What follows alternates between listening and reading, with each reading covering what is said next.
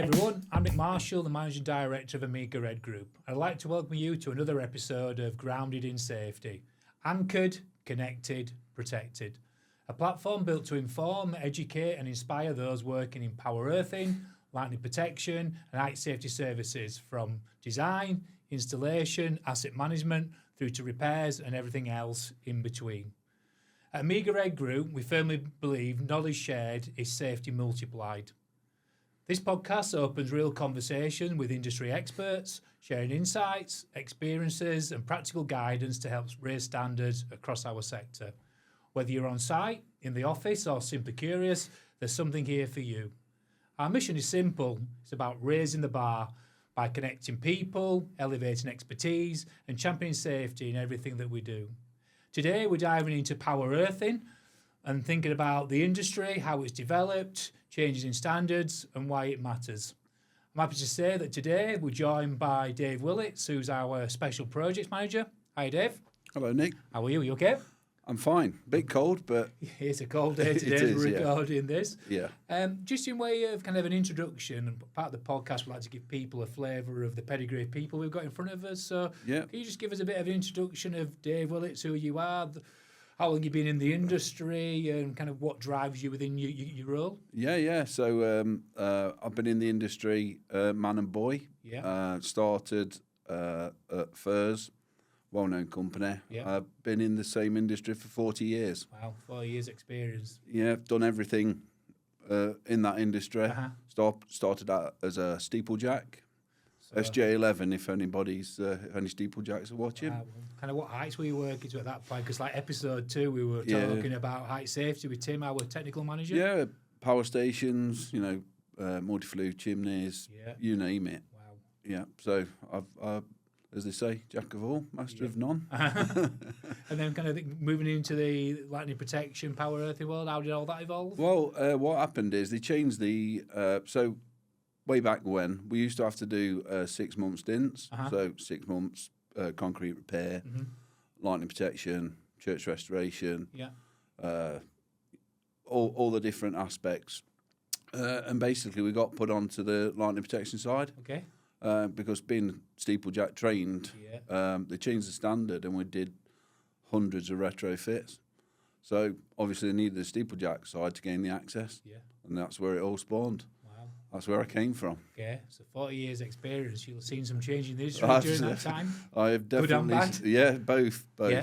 Some very good characters, people, knowledge, you name it, Some massive industry changes. And what drives you in the role then? Kind of now, obviously you've made some changes, aren't you? But now as managing special projects, that has quite a bit of responsibility. What drives you in the role? Every day's just a learning day. Everything's new. You find out different ways of doing things. The people around you, you try and teach them what you know. Every day's different, especially in our game. Because we could be earthing a 11 kV transformer one day. And then we're on a nuclear power station.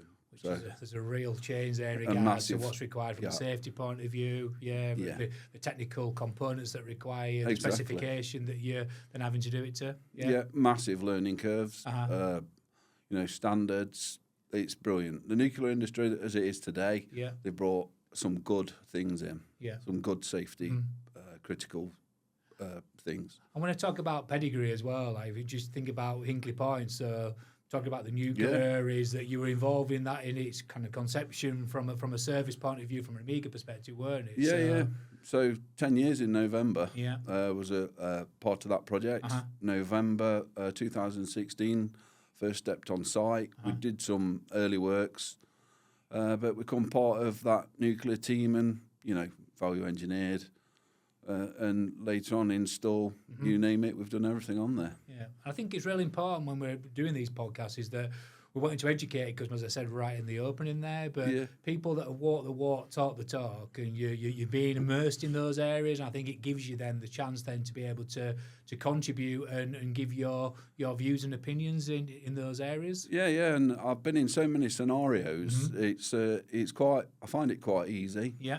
And I can translate the technical into the actual build, the buildability of it.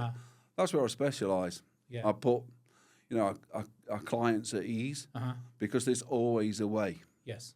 Always. And I love that mindset, because people are looking for pragmatic solutions, aren't they? Yeah. And I think we'll talk about some of the pedigree of the projects you've been working on, what a good project looks like a little bit further into the podcast. So we said we wanted to focus on the kind of power earthing aspect of projects. I suppose the first starting point then is why does power earthing matter?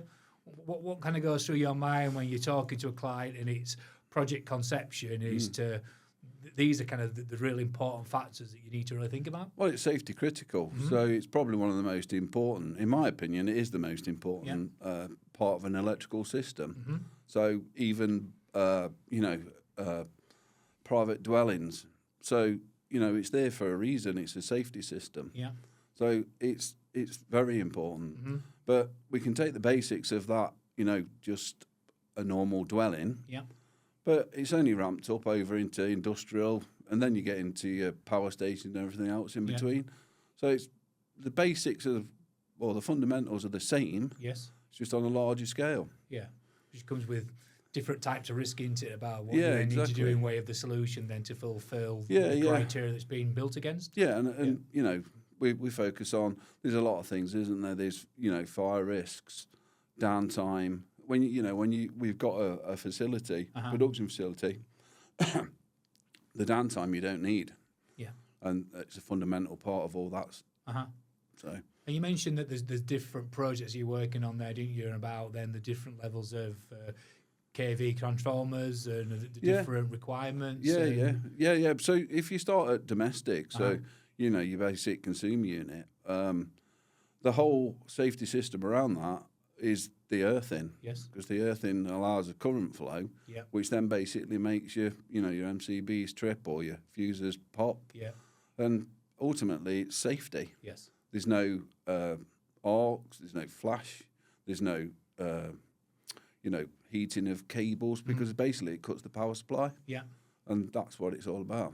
Lovely. Later on, obviously, on the bigger projects, we then look to keeping people safe and things like that. So we're going to a different realm. Yeah. And what have you kind of learnt in the role then in the 40 years and where you are now when you're setting off those projects and you're talking about the power earthing and the fundamentals of it? I'm guessing in industry people there's different standards, and I get that, and we've decided not to go into that detail today because there are a lot. There's a lot, and we'll probably put those to one side. This is more about the principles. Yes. Just in way of like when it's setting off and people looking at the power earthing, what goes through people's mind when you get involved and you're involved at the start, or if you get pulled in kind of mid-part, what do you see as being kind of the core fundamentals that are either in place or sometimes are missing? Well, a lot of it, and a lot of my job is, obviously we could have a civils contractor that's not electrically minded. Yeah. So it's trying to instill that importance of what we're doing and why we're doing it. And, you've got to get that right, or it's the site that the building won't work. Ultimately, it's pointless. Okay. So I try and help those who don't know, just to make it simple. And the more simple we can make it, the better it is for everyone. Okay. So I think we talk about sometimes the hidden hazards, don't we? We've mentioned about in publications that we put out there about touch step and transfer potential. So if we start moving into those areas, what are the fundamentals that people really need to think about in each of those areas? Yeah, well, I can make that quite simple because... that's what we're going to do, keep it simple for our listeners. Just keep it simple. So what happens is, obviously, so we'll take touch, we'll go touch step first. Okay. So what happens is you have a fault, an high voltage fault. Yeah. Obviously, that it needs to escape, so it disperses into the ground, and it goes via the earthing system.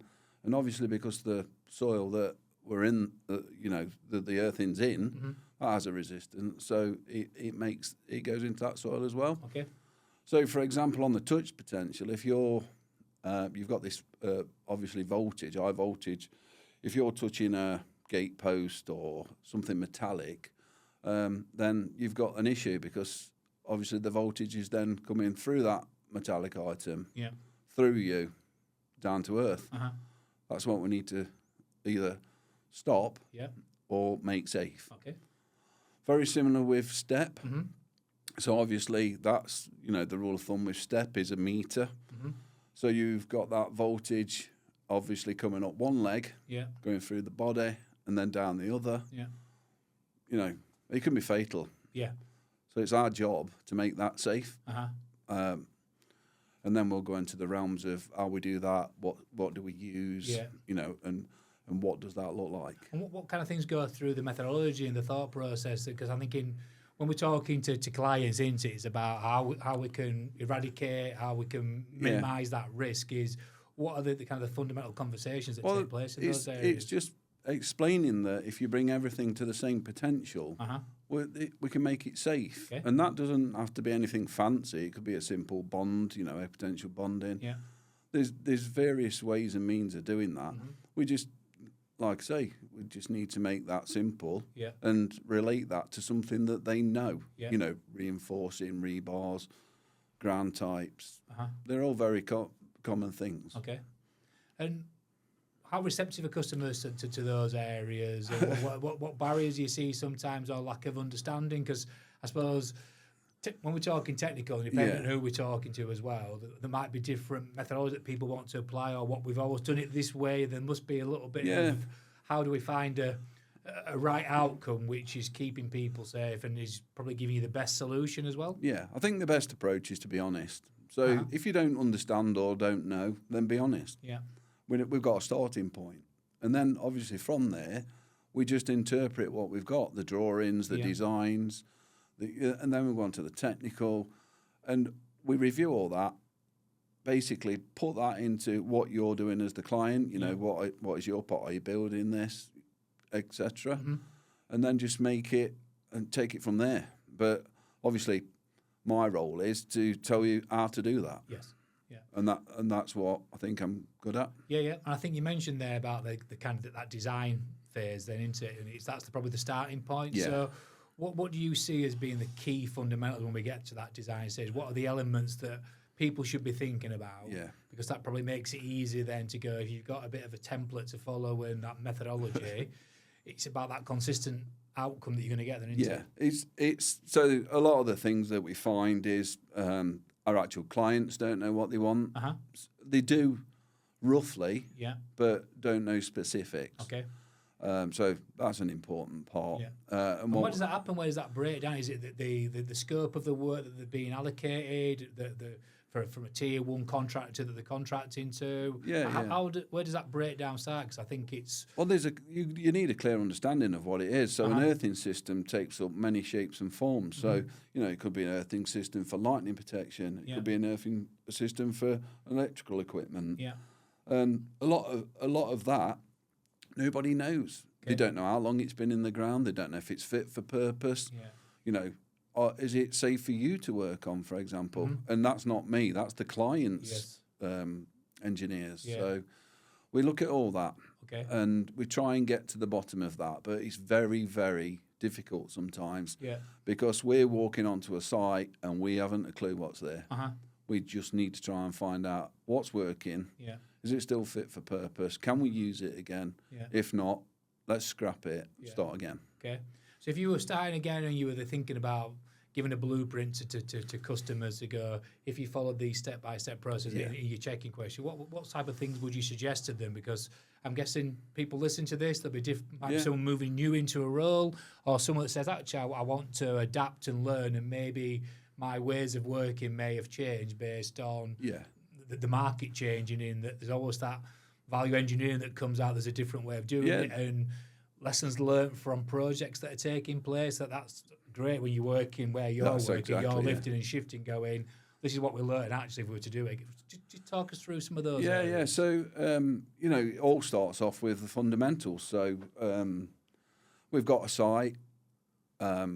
We haven't a clue what the soil resistivity is like, not a clue. So we start off with there's a number of things. So always start off with a Wenner test. And that's how we test the resistance of the earth in order to put it into the design. Obviously, not all sites are perfect, so you need quite a bit of distance for that. Quite a bit of space, sorry.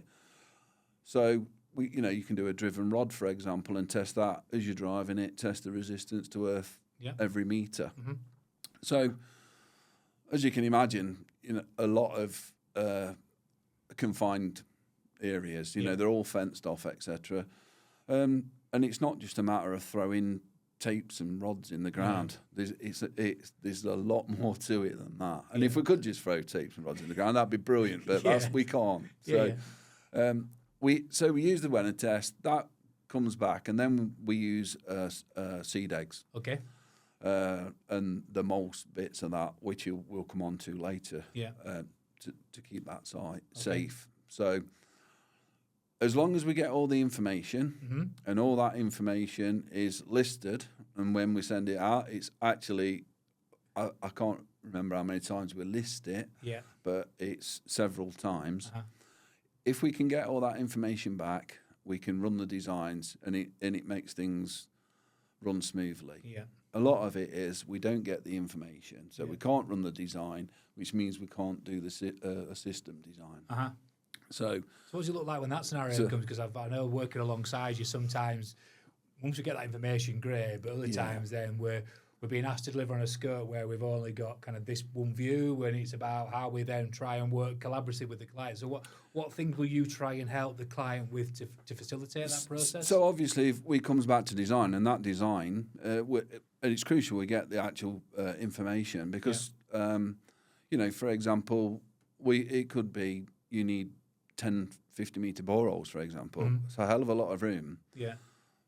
No one's got that much space. It's very rare if you get it. So then you look at different alternatives and other designs, the massive earth. Can we put more tapes in? Can we use something else? But a lot of the time, people don't understand what it takes to get an ohmage. And obviously, we're looking, it comes with specified ohmage, or, we're often look for below 1 ohm. And less. So getting the massive earthing into the ground to make it safe is not always achievable how people think it is. And that's a big frustration. Where does that lack of understanding come from then? What people think, well, it's pretty straightforward, you should just do X, Y, and Z. How do we change some of that misconception? Or what is it where people might go, I'm one of those people, but now you're telling me this is what I should be looking for? Well, a lot of times, for example, we could be doing, EV took off, and we're doing 11 kV substations, but the supply's, point of connection, and the supply's already in. Well, it's too late already. We need to be well on board before that, so we can then do the design that will marry up to everything that the site's doing. So it's great when you're speaking to your electrical engineers, because they understand it. They get our terminologies and lingo. But when you're speaking to civils, it can fall. So it's better to get us in early. We'll explain everything, and then we can move on. So really, it's getting involvement at an early stage in order to progress that site and make it safe. Which is fundamentally into, like, everyone wants to make sure that whatever we're delivering is done safe based on its design, but also then how we then do the job in itself. Definitely. We're making sure that we've got the right RAMs in place, and ultimately the risk assessment is specific to that site location rather than being generic. In our pedigree, we do a lot of National Grid. So National Grid infrastructure, a lot of our pedigree and a lot of our systems are based on what National Grid wanted. We've just adopted that, and it's really, it's safety critical. We've got dedicated earthing gangs that it's just general knowledge to them. So that's what we do, and that's why we're good at what we do. What do you think we learned from the National Grid contracts? Obviously, the best practice, and then making sure that then falls down then into the rest of that supply chain. What do you think we've learned as a business, and what's helped you shape your discussions with the end client? Well, if you think about it, so National Grid, it doesn't matter what facility you're building, especially major infrastructure, they're going to feed into grid. Of course, Well, let's take that. Advise everyone what grid want, or what's the norm for grid. So, there's little differences. There's water authorities have their own, MOD have their own. There's twists and turns there, but if we stick to the National Grid stuff, then I don't see anyone. You know, it could be battery storage, it could be grid upgrades, anything. They can't go wrong because that's what we've adopted and that's what we take through. So that's what I always advise on because I think it's the best. They've got some of the best technical policies there is. So. Okay. And what do you see as some of the barriers though? Like when you say about, is it because people think it might be onerous? It could be we don't have the skill set to be able to do that. Because if you're saying this is what good looks like, normally people want to jump to that, especially when you talk about this specific area in regards to the level of risk that comes with it. What do you see from a client conversation? Do you see everyone snap your hand off, or still that reservation of how we're going to manage it? And a lot of people, and I'm not going to mention any names, they just see it as tapes and rods, like I said earlier. Yeah. It's not that. It's safety critical. Yeah. It comes, you know, it's a quality.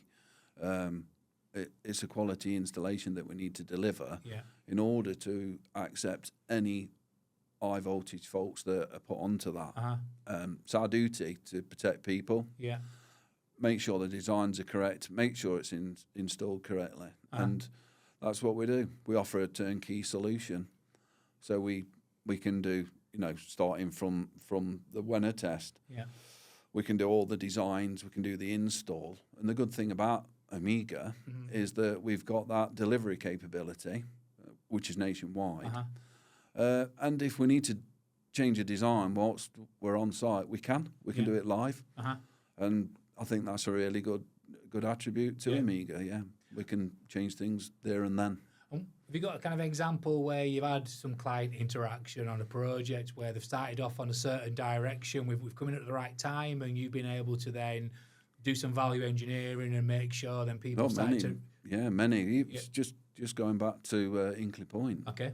That started off, you know, with a design that's from Flamerville. Yeah. That's not necessarily what we do in the UK. We use a lot of tape instead of cable. So we've always engineered that, used tape. Obviously stops all the bird nesting, problems welding, everything. So, yeah, that's just one simple example.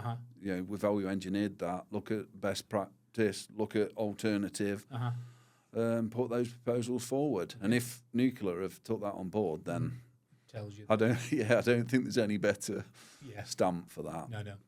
So if you think then when we've won projects and you've got involved and it gets down to execution stage and everyone, I think Mike Tyson once said, everyone has a plan until you get punched in the face. And so I think sometimes where project fail is in that execution stage, and you've been involved with some real high volume, high value projects, and obviously Inkley Point, but various other ones. Oh, massive technical projects, you know, impulse generators, you name it. Yeah. I've seen it. Yeah. And what have you seen as a blueprint in there? If people are going to execute it in the right way, where does it fall short? And we want people to take these little golden nuggets away that goes, actually, we've got a project coming up, and are those fundamentals in place for us to be really successful? And got someone here that's working in different sectors and seeing different customers, all with different cultures and have a different mindset in how they want to apply it, and it could be through lack of understanding. It might be the first larger project they've taken on.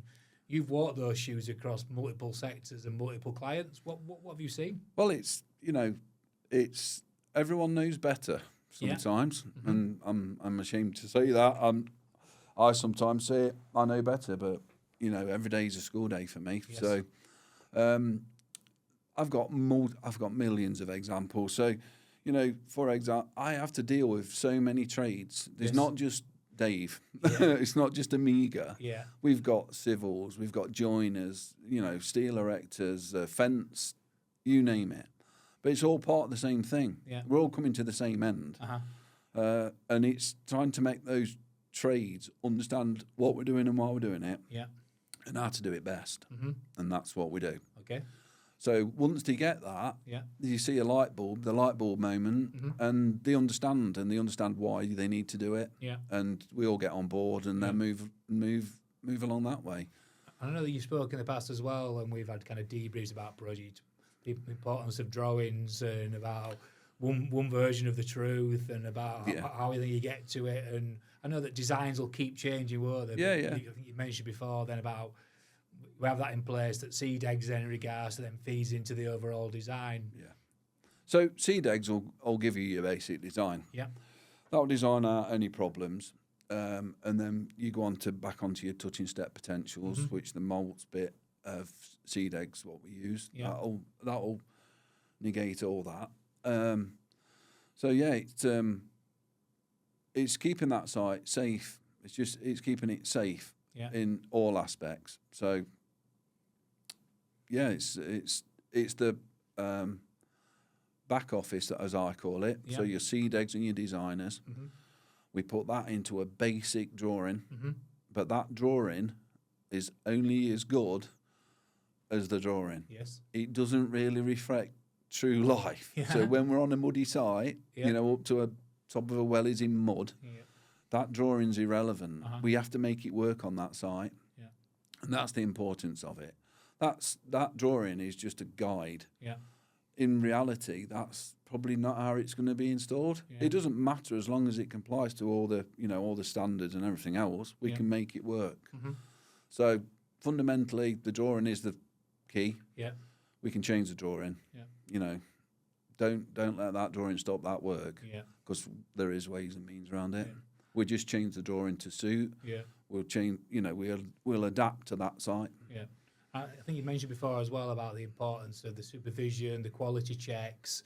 Yeah, and this is something else. So, National Grid and Nuclear. Mm-hmm. So what we've done, we've adopted what they do. So all our ITPs, RAMs, everything else is based around what we've learned from that. Yeah.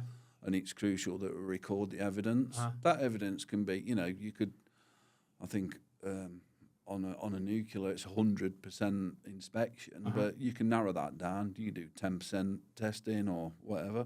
Yeah. But ultimately, it's very, very important to keep that data. Yeah. And what they've done at Grenfell's brought a new Builder Safety Act. Competencies. So it's crucial. Yeah, and we mentioned that in episode when we were talking when it comes to lightning protection, but no different to power earthing, about that level of technical competence, the MVQs that go alongside of it, making sure that the trainer's being fit for purpose, that actually you're training all of your team rather than you just got two great guys, but then everyone else their base standard is pretty low. Yeah, and we all need to know the same thing. Yes. Yeah. If we all know the same thing, we're all on the same page and we all do the same thing. So the more we standardise it, the better, in my opinion. Yeah. And when you're in conversations with client and we're talking about the kick-off phase of a project, what stakeholders are you talking to in there? I know you mentioned there's all different disciplines, but who are the type of people that you're talking to, and where do you see remits change? Because everyone will have their own lens, won't they, about what they look through and what's important to me. And I've been kind of fortunate to sit alongside you in some of those meetings, but it'd be good to kind of understand how you control that, because you've got different voices in the room with different opinions, but we've got to get to a point where what's the outcome? We can move on, yeah. So, well, as you well know, the meeting I think you attended with me, so we're talking to a tier one, and that's what we've always done. Yeah. Well, no. I know we've always done it that way, but there's alternatives. Them alternatives are better. They could be more cost effective. Yeah. It's as simple as that. It's you deliver to those people the best thing you can. Yeah. And that is an alternative. You may not have seen that alternative or understand it, but it's our job to then break it down. Yes. As I said, keeping it simple. Yeah. Break it down into what you understand. Yeah. And ultimately, if we are happy with it, because we're the specialist and we're going to sign it off, then you should rely on us. And that's basically what we do. But, the scenarios we've been in, we sit with client, end client. Yeah. And, some of these, they're real big clients. So we need to sell it to them. We need to sell it to the construction team, the electrical team. As long as you keep it, simple, I think we can, and we generally do. Yeah. And when you've got all those people in a room, then, like like the top 10, there must be a top 10 of overlooked things when it comes to power earthing. Like, what do you see as hey, let's just take a step back. We're running before we walk, and these are probably some of the fundamentals that we're a bit woolly on. We've got answers to a few of them, but what do you see as some of the things that we overlook? Well, where do I start? At the beginning? That's the beginning. Yeah, so we'll start at the beginning. So the design criteria for a start, if you don't actually know what you want, then I don't know how I'm expected to design that. So we'll start there. Yeah. So ultimately, you're installing a system, and it could be 11 kV up to 400. So you obviously know what you want, or think you know what you want. So that's where we'll start, and then everything in between that, it's how you're constructing it, what's it constructed of, what ground type are we on, does it affect anything beyond our site? That's a big overlook. Okay. So just give me a bit more evidence then. What's that? What should people be thinking about? So what you can do, obviously, you've got this high voltage fault. Okay. And what that does, that can affect everything. So obviously this voltage has gone into the ground, and it can affect other services, telecoms. The terminology is a hot site. Okay. And when I say that, people will know what I'm saying. Yeah. What about people that do it then? So when we say a hot site, what was that? It's basically where we can't design. So what you do when you do the design, you design the fault contour to be contained within your site boundaries. Right, okay. So obviously when you do that, you're not affecting anyone. Yeah. But often you've got pings piping in. You've got services entering and leaving. You've got a fault contour that you can't contain. Okay. Obviously because the earthing is what it is. Yeah. So we then put a fault back onto a service. So, that could take many shapes and forms. Telecom, pipes, cables. So then you've got to do to your care to others. So you have to inform the local authority. And a lot of people see it as a bad thing. It's not a bad thing if you know what to do and let everyone know. Yeah. So control the controllable, isn't exactly, yeah. So we could have, this fault on our site, but it's put that fault's then gone into a service. Yeah. But you've got someone working on the end of that service that's nowhere near your site. Okay. So it's things like that you've got to remember. Yeah. Safety critical. It's crucial that they know. Yeah. But if you've done all the due diligence and informed the right people, there's not an issue with it. I think you mentioned as well before about that limitation of space, isn't it, as well? Yeah. Like for the earthing grid and how that operates. That obviously comes back to design though, doesn't it? Fundamentally, if you've not got the design right and then you try and put it into a space where... Yeah, it's like, putting a square pegging around. Sometimes you can't do it. Yeah. A lot of people don't think about the fences or, buildings that are just off your site or, safety distances. There's all kinds of things. Yeah. It's overlooked a lot of the time. And it's very often we get a call saying, can you have a look at my fence? Yeah. Like, well, we could have told you that, but we didn't get involved in design stage. We've been brought on too late again. Yeah, I think some of that is like it's the wood for the trees. When you're immersed in a project, you're looking through your lens. It's right. I'm doing my piece of work, but having that outside view, and probably more of a holistic view, enables you then to go, let me have a look at all those different touch points. And have we thought about all those areas before then we move into that design stage? Because this is what we've seen from previous projects. And like I said, what you've seen due to the value and the size of the project you're being involved with, it adds value back into a customer supply chain. Yeah, because if you get us involved at the right time, have you thought about this? Have you thought about that? We'll try and throw every scenario at it. It's not all relevant, but sometimes there might be just that, that piece of gold there that you'll pick up on that. And I never thought about that. Yeah. And just things like that. Well, you said it's like every day is a learning day, ain't it, for all of us? Yeah. And it's not until you sit, you reflect, and then you take that time to, what's lessons learned? And we're taking those lessons learned, and hopefully then you get progression because you've learned, and then you adapt and you implement in a different way. And that's the beauty of kind of being human, is that we'll all fail, but it's about what you learn from it. Exactly, yeah. And, you know, one of my major roles is taking that technical aspect. So your designers are all very well and good, and they sat there, aren't they, in their ivory towers, we all say, but, you know, they sat there in the office doing a design that ultimately may not work because that site won't allow that to work. Yeah. Well, it's our job to make it work, and we are really good at it. Yeah, yeah. So, well, that leads on quite nice then. We say kind of where we add value. So if you think about the Amiga proposition, and you as a special projects manager, and if I'm a client listening to this, and is a selfish plug here a little bit on this podcast that goes, where do you think we add value into these big projects that a customer would go, do you know something, I probably need to engage because I've liked what I've heard, and I think you can bring that pedigree based on your track record. And across multiple sectors as well. We're not just into one area. We've got infrastructure, energy, rail, utilities, the list is endless. Mission critical. We've got really great examples of where we've different nuances, different working methodology in how people apply. So where do you think we add value? Yeah, well, it's not just, you've just touched on loads of things there, you know. You've got Desire and all that you have to bring in, static and everything else. And what it is, we know about all this stuff. And we can combine it.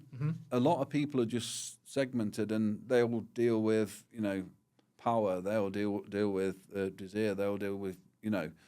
Well, it's our job to bring that all together and make that system work for all aspects, not just one. We're there for everything. And that's where the lightning bit comes in as well, and the surge and, you know, all the add-ons. So, our knowledge allows us to do that. But it allows us to do it so we can meet the specifications, you know, make everything safe, and we're really good at it. In my opinion. I know. That's we want to get the voice of the customer, don't we? But we get taken to different contracts, which show we must be doing some things right. So what do you think some of the key components, obviously, we talked about seed age, we talked about that end-to-end capability, the design. Where else do we come into our own then? Obviously, do you see a background? Any other areas that you think people need to understand that? Because maybe they just see us as this kind of bland provider of, well, you're just in and out transaction, but actually it's probably a lot. No, there's a hell of a lot. My whole working life is dedicated to the client and what they want. Yes. We, you know, some are more demanding than others. But ultimately we're doing the same thing everywhere, you know, and if I can just make them understand that earthing is critical, we've won. Yes. Because everyone, they'll not just use that on that contract. It will stay with them for the rest of their life. I deal with engineers that I've dealt with 30 years ago, you know, and they appreciate what you gave them then. That's probably worth noting about where you add value within your role as well, based on the assessor role that you're going through at the moment as well. That's a different kind of viewpoint, and there's a going out and making sure we can assess competence in the right way and help people move through the levels then required there in regards to the role that they're undertaking within Amiga. Well, back in the day, we were all National Grid persons, minimum.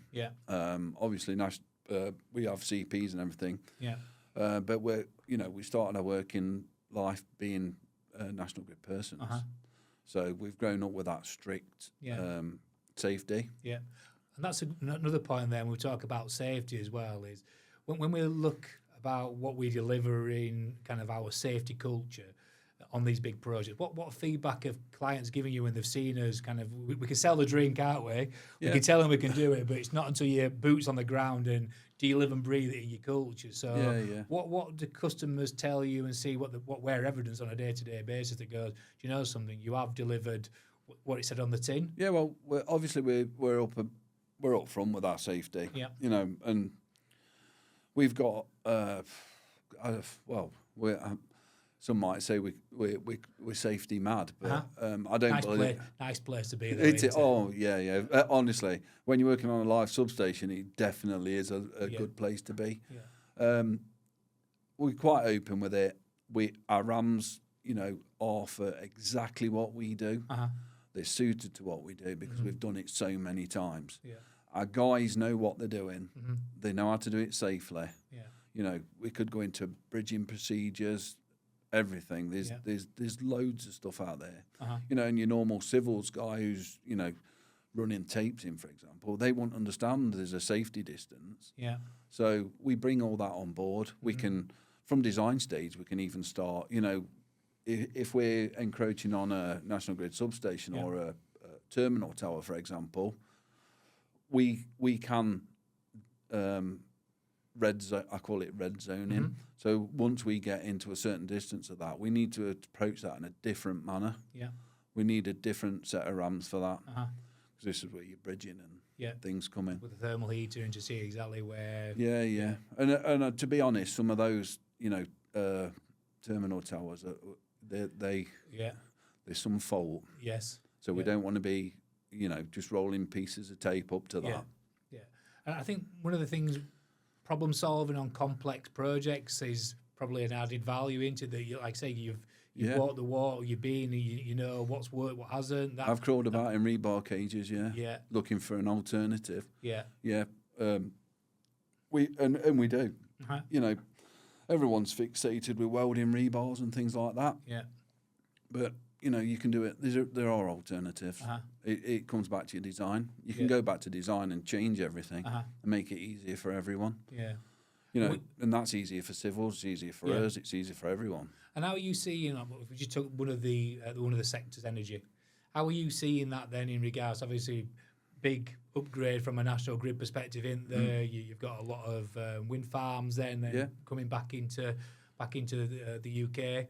The convert stations. Exactly. How data. How are you seeing that materialise and about the maturity of people working on those projects? Well, there's some big ones out there, isn't there? There are some massive ones, You know, a lot of the engineers cut the teeth on one and learn from that. But there's no, you know, if you've been in the game as long as we have, you can get rid of all that. You can design it different. You can install it differently. I speak about it as it's quite simple. Yeah. But when you don't understand and don't know, it is very, you know, it's technically challenging. Installation wise, it's challenging. Yeah. So that's what we're here for. Yeah.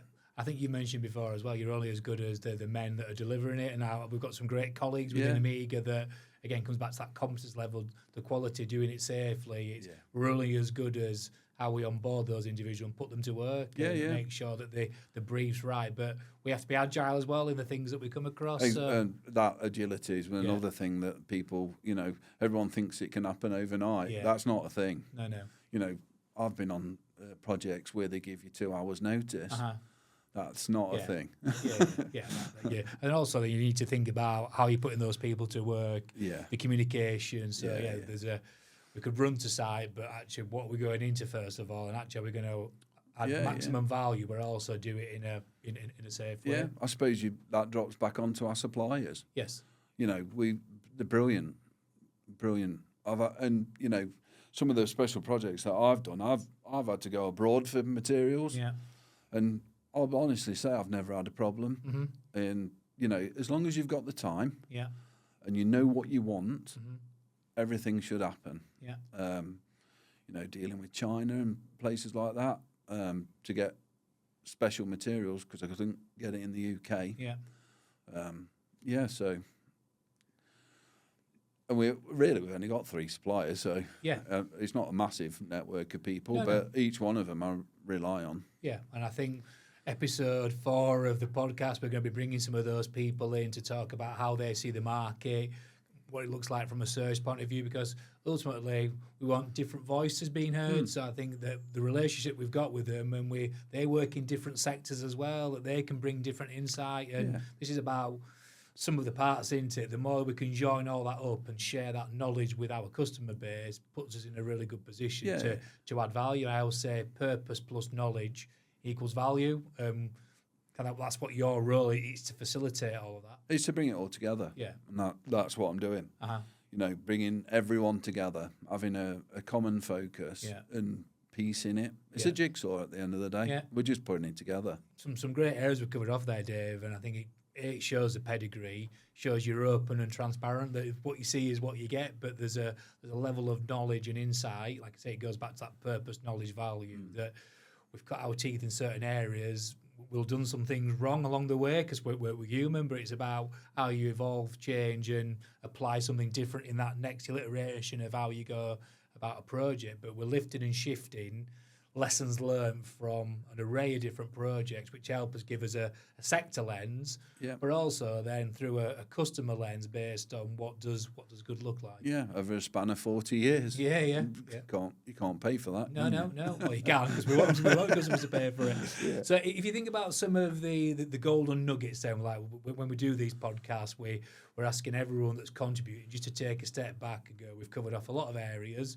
Hopefully people have taken, I need to think about that based on how we approach projects. What are some of your kind of key takeaways that you want people to think that I'm going into this project, I need to get my ducks in a row, but what do those look like? We'll go back to basics again. You know, have you had your soil test carried out? Have we had a earthing system designed? Yeah. Is that right? Have you given them the right information? And look, we've not really, you know, the seed eggs bit of it is very important. We sort of like brush past that, but ultimately, them guys, they know what they're doing. They do the design, but they can only put in, you know, what you give them. And then obviously it comes out to us then, and then we go out to clients and say, this is what you do. You know, it might mean nothing on your design, but this is what it means. So that's very important. So, you know, rubbish in, rubbish out. Yeah. It's an old adage. Yeah. And, you know, the collaboration, you can't do without it. Yeah. It's crucial. So collaboration of everyone, every party on site that is affected by the installation and, you know, of a power network. Yeah. It's fundamental that you all know what you're doing. And I know through your kind of discovery and validation stage, you're looking at kind of the driving force in that validation, the key stakeholders, what are their needs and wants, stakeholder mapping people and saying, right, I need to bring these people in, bringing in that supply chain as well, like maybe from a manufacturing point of view. Yeah. Obviously then you're talking to engineers on site and how we then put them to work and we mobilise in the right way. So there's the connection point, you're the glue, aren't you? It's making sure that glue is strong. Yeah. When we talk about all of this, because it's only as good as goes back to what we said. Everyone has a plan until they're punched in the face. Exactly. That plan needs to be foolproof.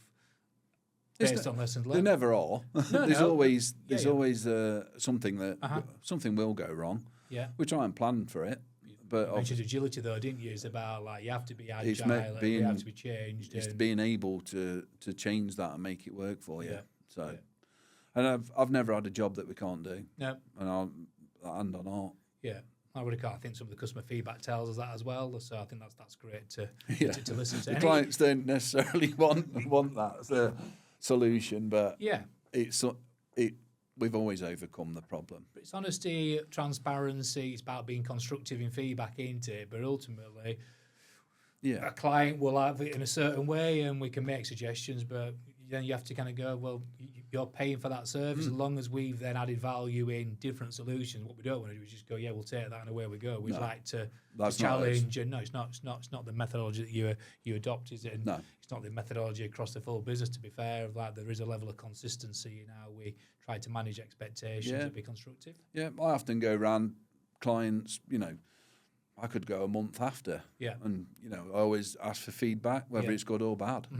We need it. Correct. In order to make sure that what we do next is right. Yeah. And if they're not happy with us, I'd be glad for them to tell me that. So, you know, it's only like doing an audit, but you're doing it on someone's site that's important to them. Yeah. Any other nuggets that come out, or do you think we've covered all those areas in way of a start for 10? Because these podcasts, we will go into some more granularity, but I think it's just the start for 10 that gets people thinking. Yeah, it's probably millions. Yeah. I've got millions of things going on. Yeah. But it's, I think we've covered the main body of it. Yeah. The fundamentals is that you need a decent earthing system. Yeah. We've gone through the touch step. You know, we've gone on putting faults onto other services. Yeah. And then the buildability. I think we've covered most of it, but if we can get down to the topics in future, then that'd be good. Great stuff.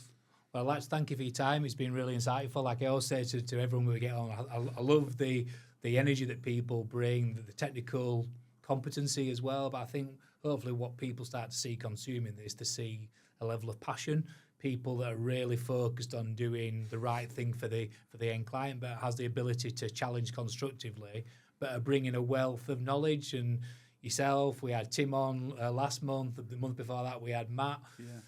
They're a great array of people that have been in the industry some time, and that has value. And it's about utilise that value in the right way. And that's what I do. You know, it's not what you know, it's who you know. Correct. You know, Matt, wealth of knowledge. Yes, yeah. Well, let's thank you for your time, Dave. Much appreciated. No doubt our viewers will see you in due course as we start to bring you back. But I will call a close to the podcast today. So thanks a lot for your time. No, thank you very much. All that remains me to say is obviously thank you again for watching and consuming the content. In episode 4, we'll be going back to the lightning protection part of the business, and we'll be bringing in some of our vendors that we were talking about to give some further insight based on what they see within the market, linked to Surge and other areas, because these podcasts, it's about bringing different people with different mindset and a different lens that they're looking through, which hopefully goes back to the core essence of what we're trying to achieve within the podcast, and that's all about educating people, raising the bar in the things that we do, and that people are taking those golden nuggets away, which helps them work smarter, safer, and that education starts to grow within our market space. So, again, thank you for your time, and we'll see you in next month's podcast. Thank you.